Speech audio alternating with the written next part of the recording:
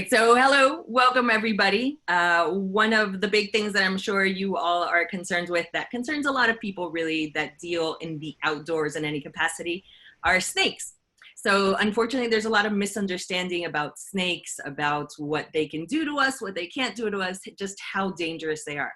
So hopefully with today's presentation, you'll get a little bit of understanding and a lot of appreciation for these really awesome creatures that we are lucky enough to live around. So we will get started with the presentation. So really what we want to do is change the perception, and we want us to see snakes not as enemies, but really as our allies, and the reasons why. So we're going to go over why they're valuable to us as gardeners. We want to learn how to identify them. So that's going to help a lot in how we feel about them when we get some knowledge about them. There are things that we can do to minimize our contact with them if we're really frightened about them. So that's another thing that we'll be discussing.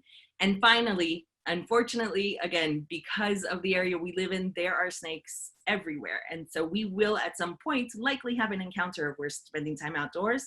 So in that case, what do we do? And how do we identify what the snake is feeling and then act accordingly? So first, why are they valuable to gardeners? So we have to just understand the basic premise of ecosystems. Snakes belong in nature. So if we're spending time outdoors, we are in their house. They are not invading our areas. So rather than seeing them as something that's detrimental to us, we definitely want to think about them in a positive way. And so they maintain ecosystems. They're a key part of our food chain. They're both predator and prey. And so we want to appreciate what they do. So predator, they eat things like rodents, and you can see that in the very next slide. Well, 2 slides down. So you can see a little bit about what they're going to do with these rodents. So they're going to eat rodents. That's one of their main things. Now, when you think about rodents, sure, they're adorable, they're cute, but they cause so much damage to personal property. They're big carriers of disease. So these rattlesnakes are built-in natural integrated pest management because they get rid of this overpopulation of rodents that occurs. So without these snakes in the environment, you are going to have an explosion of rodents that are going to damage everything, really. And snakes, as I mentioned, they are also prey. So things like eagles, hawks, roadrunners, other snakes, coyotes, bobcats, they are all eaten by they all eat rattlesnakes. So what happens if there's no rattlesnakes? You have a detrimental effect on all these other animals that do eat them. So we do, again, want to go back to thinking about how we have to appreciate these animals. So as gardeners, we more than anybody should know how incredible nature is and how perfectly it really works if we let it do its thing. So with just a little bit of support from us and doing our part, nature has these cycles that take care of things and avoid problems. It's only when we kind of interrupt those cycles that then problems start occurring. So if we see a snake, that's fantastic. That means you're part of a healthy habitat, a healthy ecosystem. And basically the snakes, the only thing that we need to do in terms of our actions is we've got to respect them. If we understand them and respect them, that's going to take care of a lot of the problems. So on this next slide, we'll see, again, some of the animals that they are going to be eating. So things like ground squirrels, which if anybody has been at Las Milpitas, you know we have a very healthy population of ground squirrels. These ground squirrels also love all your crops. So as gardeners especially, you have to be really appreciative of the fact that these snakes are going to be eating these animals and avoiding them basically running the place. Things like bunnies. Bunnies, again, very adorable little animals, but also very harmful in gardens, can eat up everything in the blink of an eye. And obviously things like pack rats or field mice, which again, love to eat those crops that you have spent so much time and energy trying to get to grow. So both rattlesnakes that we see at Milpitas or gopher snakes, or if we see a king snake as well in the area, those two will be eating these types of animals and taking care of that problem. Again, it's totally organic pest management, so it's really a win-win situation. And this next slide we'll see that actually we're fortunate at Milpitas because there are other places, other nurseries, that they actually have to bring in something like a gopher snake to take care of their rattlesnake problem.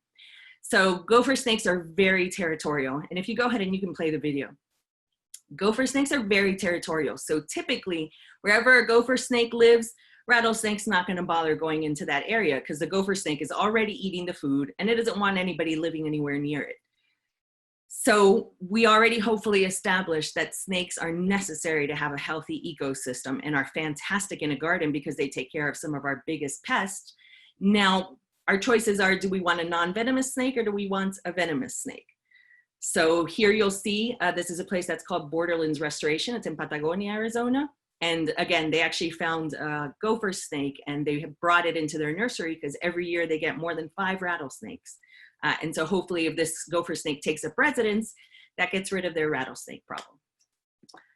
If you go on to the next slide, I'm sure there are some skeptics that are like, yeah, no, my whole life I've been told snakes are super aggressive, snakes are killers, you get bitten by a snake, you're gonna die.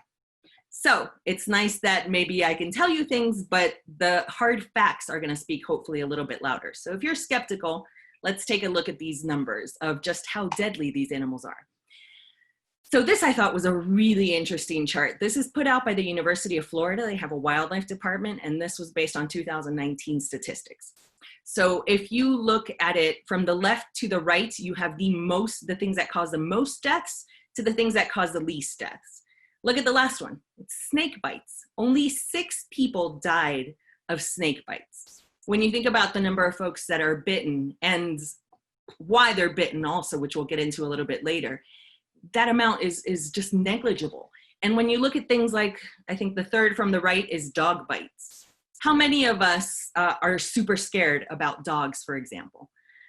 Not many of us, maybe if we had a traumatic injury or dog bite us in the past, but generally we see a dog and we think, oh, how cute, how adorable, maybe you want to pet it. And yet you are 3.5 times more likely to be killed by a dog bite than you are by a snake. And I think a lot of it has to do with just bad PR for snakes. We all grow up kind of thinking snakes are no good or snakes are dangerous. It doesn't help that they don't have fur and adorable whiskers and really cute little ears, because these kind of humanish features endear them to us. They make us like them a little bit more. So since snakes don't have those things, unfortunately, they get a bad rap. But when we look at the hard numbers, we see that the reality is very different. And the overwhelming percentage of folks who are bitten by snakes are unfortunately people who just are doing things that they should not have been doing in the first place. And those snake bites could have been avoided. So if we go on to the next slide. All right, so another key part of being an educated gardener and just an educated resident of Tucson, we got to figure out who are we looking at? So who are these snakes that are around us? So on the next slide, we'll see the 2 most common types that we have in our area in Las Milpitas, because different neighborhoods have different ones.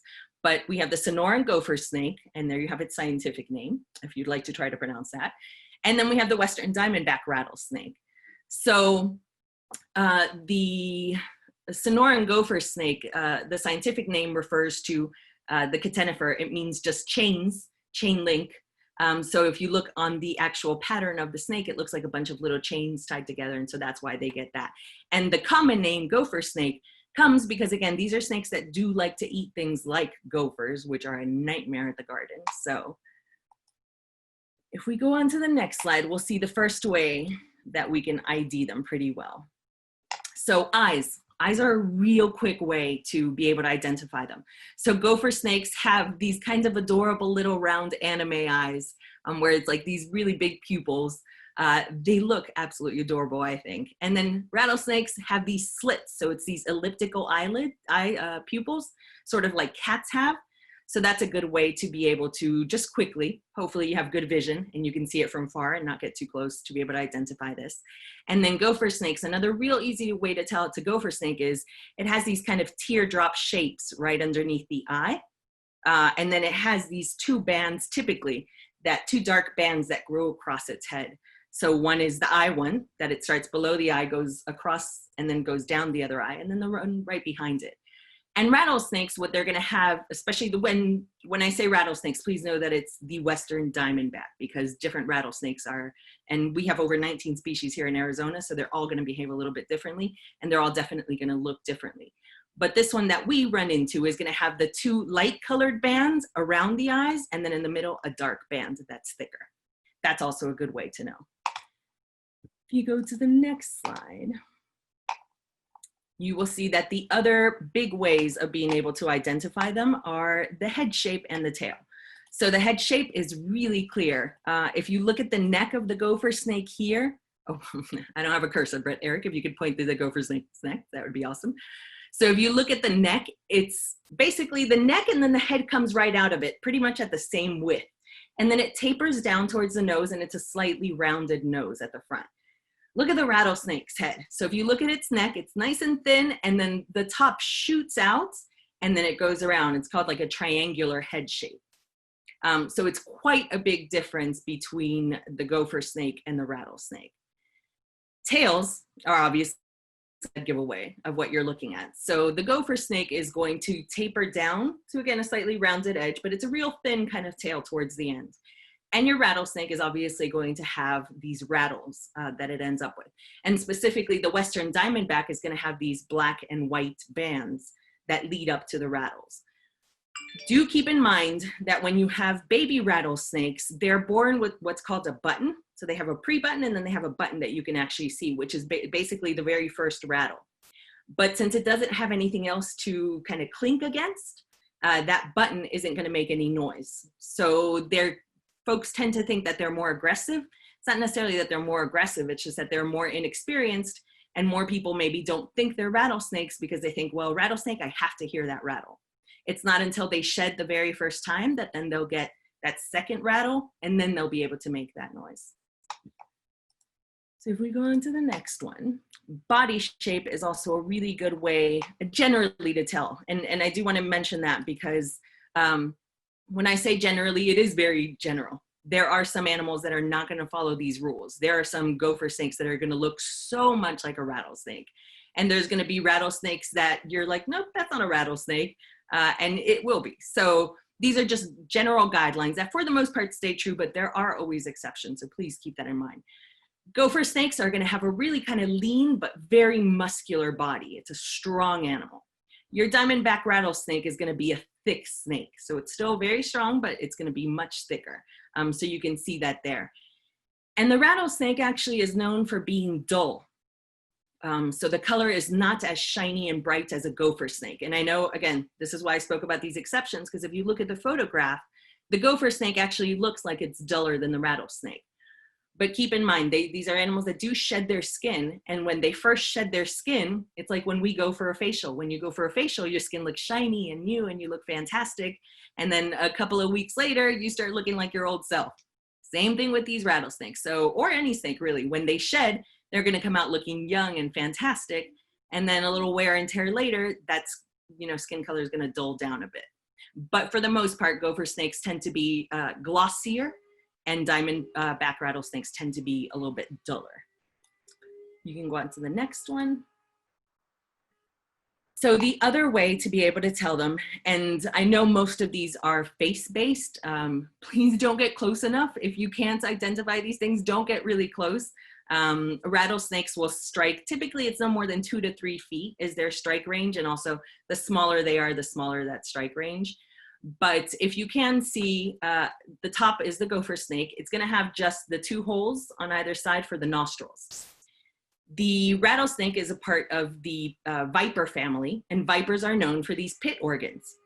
So they also have nostrils for breathing, but then these pit organs, actually it's called a L'Oreal pit, and what it allows them to do is that's how they're able to see things like at night. They use infrared vision. So thanks to that L'Oreal pit, and I do have, I think, a photo of that, but I don't know if I sent it on the slide. But they'll be able to see things. So I don't know if any of you have ever seen those types of pictures where it's kind of like an image where anything that's warm shows up as really bright red or like as a yellow orangish color. So that's how they're able to find their food at night also. And then if you think about that also, our chances of being bitten really are just if we step on something by mistake. But imagine if you're the size of a rattlesnake, let's say a full-grown rattlesnake, so maybe 6 feet, and you see this gigantic human being, big, and you see there this big red image. That's not something you're gonna wanna go for. That's something you're gonna wanna run away from because it's too large. Their normal prey are mice, small little things. But that's another way. So if they have 2 holes, it's gonna be a viper. So all of this being said, there's one way where we can avoid trouble altogether. So this was again put out by the University of Florida, and it's a how to tell if a snake is dangerous chart. So if you're leaving it alone, it's not gonna be dangerous, even if it is venomous. Does it have a chance to escape? Then it's not gonna be dangerous, even if it's venomous. But if you're trying to harm it, kill it, grab it, mess with it in any way, any snake is gonna be dangerous because any snake is gonna wanna protect itself. And really that applies for any animal. If you're bothering any animal that's a wild animal, their instinct is to try to protect themselves. And if you're bothering it, they don't think that you're just messing with them. They're gonna think that you're a threat to their life. And so they are going to be dangerous animals. So again, the overwhelming amount of bites that occur because folks are being dumb. Folks are not using their brains and are not respecting that this is a wild animal. So you can go on to the next one.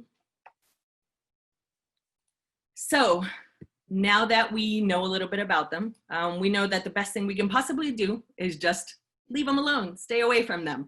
So now, how do we avoid these animals? How to stay away from areas that they like to stay? So obviously, if we're going to stay away from them, we need to know where are they? Where do they like to hide? Where do they like to live? And then that way we can take steps accordingly. So if you go on to the next one. So the more we know about these snake ecosystems, it's gonna take the guesswork out of having to avoid snakes. So we just need to understand, first of all, what their basic body does. So they're cold-blooded, which is also called ectothermic. And what that says is that, like us, for example, we are not that. We are endothermic. So what happens is, if we go outside and it's super hot, our body is gonna regulate its own temperature. So our body is gonna make us sweat. Our body is gonna make our face appear flushed. And these are all things that occur because your body's trying to get rid of that excess heat. If you think about dogs, when dogs are too hot, they'll start panting, right? Because they're trying to get more air into their system and they're trying to get rid of that excess heat. Snakes don't have that option. So snakes, the only way that they can get hotter or colder is by moving locations. So when it's really cold out, they're just gonna hide. They don't wanna have anything to do with anybody. So they're gonna go into brumation, which is basically like hibernation for snakes. And then if it's, you know, the middle of summer and they need to go out and get food because they're out and about, when are we gonna see them out and about? Well, mornings, really early mornings here, and after the sun sets. Times that we also go out because it's not quite as hot. When we're not gonna see them is in the dead of the day. In the dead of the day, they're going to, when the heat is at its highest, so let's say like 11 to 4 p.m. maybe, they're gonna wanna find a spot that's nice and shady because that way they're gonna keep their body temperature down. And they already did all the work they had to do by going out early in the morning to be able to build up that energy. Then they're gonna conserve it and then they're gonna go out again and be able to hunt at night. So if you go on to the next one, just one more click. Or not. It's not clicking. There you go. All right, so again, when we're most likely gonna find them, early morning and evening hours. During hottest part of the days, they're gonna be hiding somewhere where it's shady. And if you click it one more time, Eric, we'll get the last one, the last little bubble on there. So anyways, it's just a good idea to be preventive. So be proactive. Don't wait until trouble occurs and then start thinking, oh, okay, yeah, I should have done this, should have done that. So if we're at Meat Pitas, the best thing we can do is wear thick jeans and wear boots. That way, it really doesn't matter where we'll step.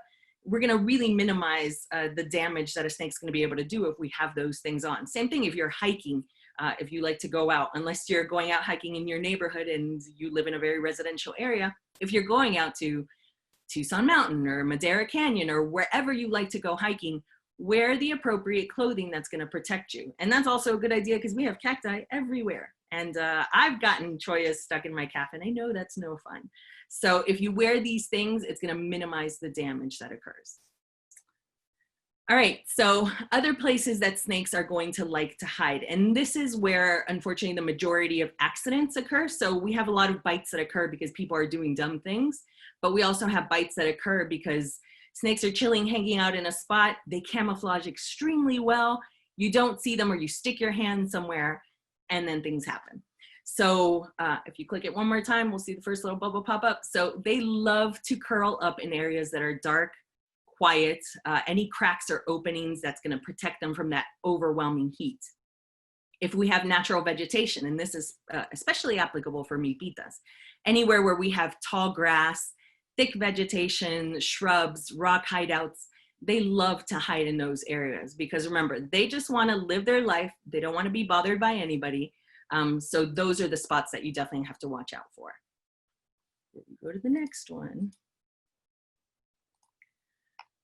So one big thing that occurs is, unfortunately, some areas folks aren't as neat and tidy maybe as they should be with their stuff, and so they leave like pallets thrown in an area, or junk cars, and trash kind of piles up, or unfortunately maybe your neighbors like that.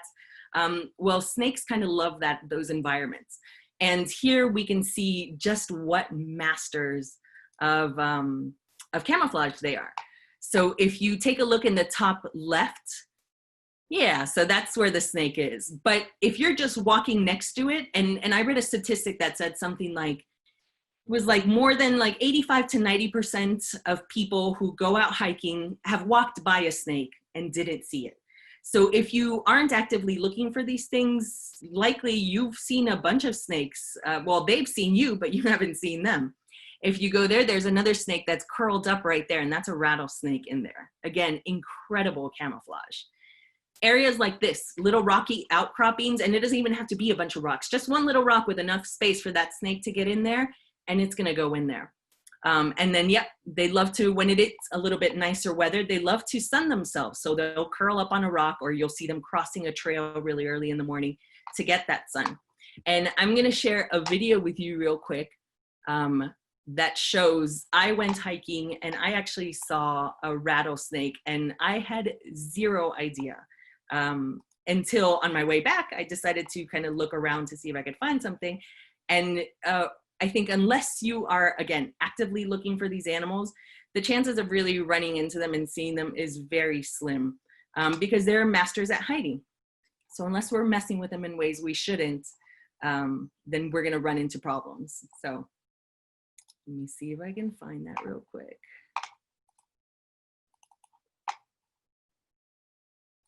All right, so let me do a screen share real quick.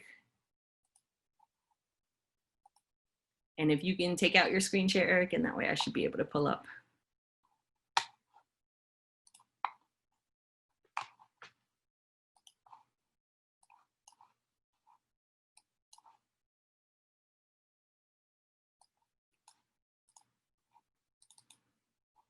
So this was, if you have, obviously a lot of us have this type of stuff in our yard, these prickly pears. And there's two types. There's one that grows kind of like a tall kind of trunk, and then they go out from there. But most of us has this type of prickly pear. So if you look closely, right in the middle in there, you have a rattlesnake that was hiding in there. So areas like this is why we definitely want to make sure if we're sticking our hand anywhere that's dark, anywhere that's a little bit hidden, the best possible thing we can do is just always look first. If you, for example, have a lot of grass and you need to reach your hand into whatever grass area, you can grab a stick and just kind of poke, because that rattlesnake should rattle its tail or come out and try to run away if it is there. So another thing that snakes, obviously, we went over that they love to do is eat rodents. So if they love to eat rodents, we need to rodent-proof our homes. So if we have areas, again, with lots of junk, with lots of trash, mice love that. If we have openings in the walls of our house on the outside, or if you live in a mobile home, if you have the area underneath it where it's not being kept correctly, you're gonna have problems with mice, and that means automatically snakes are gonna move into the area. So again, This is another way of seeing these snakes are masters at camouflaging. So you have on the top left, and these are photos from a rattlesnake removal company in Phoenix. But snakes are gonna wanna hide in bushes covered with leaves. Back there, you have kind of this dip in the home, and it's a perfect little area for the snake to curl up. And in that last photo, you actually have 2 rattlesnakes. So again, this is from a guy who does snake relocations, goes to a house and gets a snake out of there and then relocates it in the wild. And the spot where he chose to relocate it, there was actually already a rattlesnake in there. So the prickly pear is definitely one of the places they love to hide. So if you have those areas, just be careful and be mindful of that. So if you go on to the next slide. So basic things that we can do, because it's not just on the snake can't change its behavior. The snake is an animal that it's going to act on instinct. We as human beings can adapt a lot quicker. We don't have to wait for millions of years of adaptations to be able to occur. So as human beings, what can we do? If we're out and about, whether it's at Milpitas or whether it's in hiking, or even if it's just walking around in a neighborhood, a lot of us are blessed enough to have wildlife around us. So just be careful where you're putting your hands and your feet. If you're going out at night, or if you're taking your dog out at night, grab a light. Remember, snakes like to come out really early, or they like to come out when the sun comes down. So if you have a light, that way you can kind of shine it, snake will see it, go away, and you won't step on a snake accidentally. Give snakes space and respect. The entire presentation could be summed up in that, really. Just give them their space to do their thing, and they're gonna give you your space to walk away and be able to admire their beauty from afar. And one, I think, of the biggest things that you can do, especially, again, being fortunate enough to live here in Tucson where we have so much wildlife, educate yourself. These animals are super fascinating. And once you start learning a little bit more about them, you really gain a much greater appreciation for what they do for our ecosystems and just how fortunate we are to have them around us. So either buy a book. This is a really fantastic book that talks about amphibians and reptiles in Arizona. It's very specific to us. So that's a great resource. Or follow people on social media. So this is like a guy I follow on Twitter. He's actually from Florida. But what I like is he actually does a thing where he will identify a snake. All you have to do is send him a picture of it and he'll tell you, yeah, that's a such and such snake. So for folks who maybe see a snake out and about or not familiar with them, you have resources like this, and he's constantly giving updates about, you know, what's going on with snakes, the importance of them. So it's cool to follow folks like that kind of let you know what's going on. All right, so now that we know a little bit more about a snake, what happens if we do see them? What are we going to do? What's gonna be our reaction? So are we gonna wanna, you know, encounter them and actually do something about it, or are we just gonna leave? And also, what's the snake gonna do? So we're gonna be able to tell some things about its behavior. So go on to the next slide. All right, so rattlesnakes are famous for this kind of S strike position. So if it has its head kind of elevated like that and is just looking at you this way, it's an aggressive stance, but it's not, I don't like to say necessarily aggressive. I like to think about it about they're just scared. So the same way, like if we get scared, maybe like our body starts shivering or we get really tense. It's the same thing that happens with these snakes. So they're scared, they're seeing something that's a threat to them, so they're gonna make that tail shake, like our shivering, to warn somebody, all right, I got, you know, you got to go, I'm here, I'm scared. And that position, again, is going to be a sign that they are defensive. So give that snake space. If they have a space to be able to escape, you've eliminated the problem. And obviously they're known for their rattles. So we'll hear real quick what that actually sounds like. I can't hear anything on my end. I don't know if you all are hearing it on your end.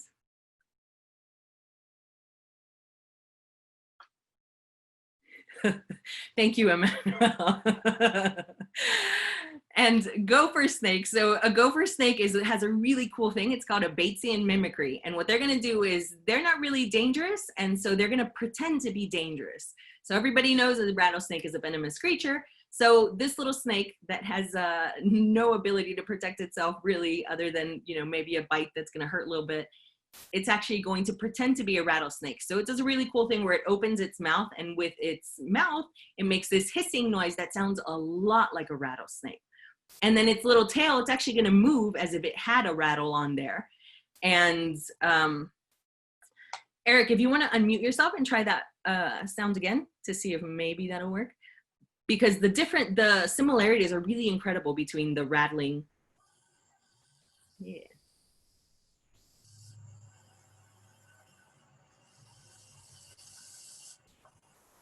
So that snake is actually producing that noise with its mouth versus a rattle. But it will, again, try to fool the predator by vibrating its little tail. And if it has any kind of leaf or any kind of rocks or anything around it, yeah, it's going to make an even greater impact. And it's really going to make you think that it's a rattlesnake. And as you can see, we discussed all the way at the very beginning of the presentation, the neck and the head pretty much are the same width normally. It has the incredible ability to flatten its head and make it appear kind of triangular like the rattlesnake. So really, it's amazing. But again, the dead giveaway, those round little pupils and those little kind of teardrops that it has underneath its face. And it's only got the nostrils and not the pit organs as well. You on to the next photo.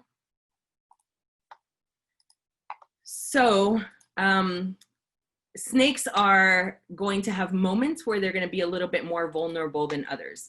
One of those is going to be shedding. So as I mentioned to you, again, think about if we get a facial. Don't know how many of you have gotten facials before, but when you get a facial, as soon as you get home, they tell you don't go out in the sun for X amount of hours because your skin's a little bit more delicate at that time.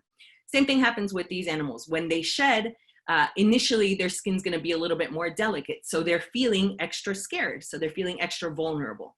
And I thought this photo was really cool because I actually didn't know about this until I started working at the Desert Museum. That snakes have actually no eyelids. They have a scale over their eye. And so what happens is that scale will also shed, obviously. And so when you see that opaque eye, that means it's right about to shed. It's right before it sheds.